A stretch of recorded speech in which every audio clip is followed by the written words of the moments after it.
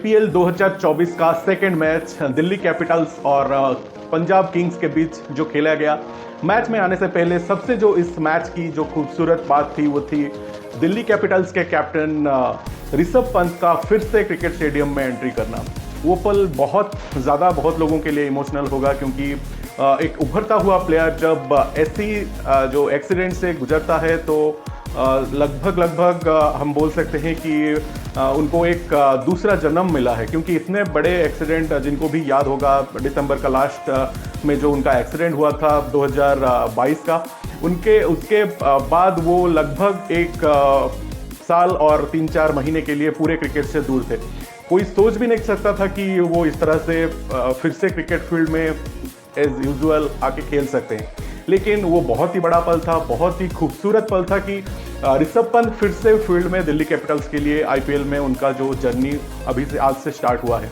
हालांकि ये बात मुझे ये पर्सनली लगता है कि दिल्ली कैपिटल्स को उनको इस बार कैप्टनसी से थोड़ा दूर रखना चाहिए था, क्योंकि बंदा जो है वो 1.5 साल के करीब क्रिकेट नहीं खेला है, अपना जो फॉर्म है उसके ऊपर वो कंफ्यूज्ड होंगे। तो इस हालात में अगर कैप्टनसी का जो एक्स्ट्रा बर्डन है उनके ऊपर होगा तो उसका जो इफेक्ट है वो खेल के ऊपर भी देखा जा सकता है। इसलिए शायद उनको कैप्टनसी से दूर रखना चाहिए था ये जो सीजन आईपीएल का है। खैर, मैच के ऊपर आते हैं तो आप लोगों कितने लोगों को ये लगता है कि दिल्ली कैपिटल्स और आरसीबी उनका दोनों का जो स्टेटस है आईपीएल में लगभग एक जैसा ही है।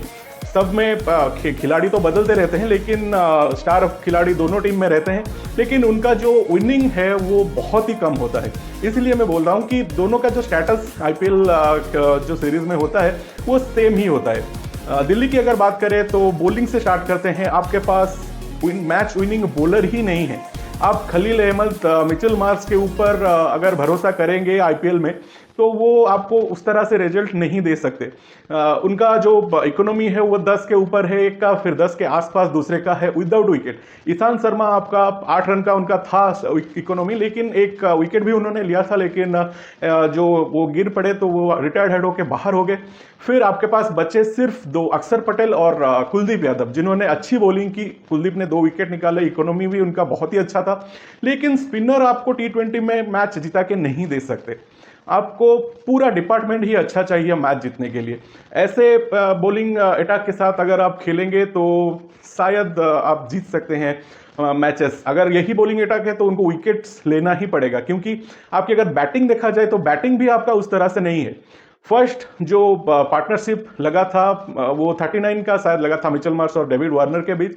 फिर मिचेल मार्श के आउट होते ही डेविड वार्नर का जो स्ट्राइक रेट है वो भी बहुत ही कम है, जो कि एक आजकल के मॉडर्न डे क्रिकेट में ये स्ट्राइक रेट बहुत कम होता है। उन्होंने शायद वही 100 का स्ट्राइक रेट उनका था, जो कि आज के जो दौर है उसमें बहुत ही कम है।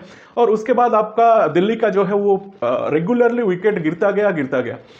वो शुक्र है कि वो जो इम्पैक्ट प्लेयर थे पोरल, जिनको मुकेश कुमार की जगह पे खिलाया गया, तो उनका जो कंट्रीब्यूशन लास्ट में था उसके चलते 173 तक दिल्ली पहुंच सका। नहीं तो शायद लग रहा था 140-150 भी पकड़ना बहुत ही मुश्किल होगा।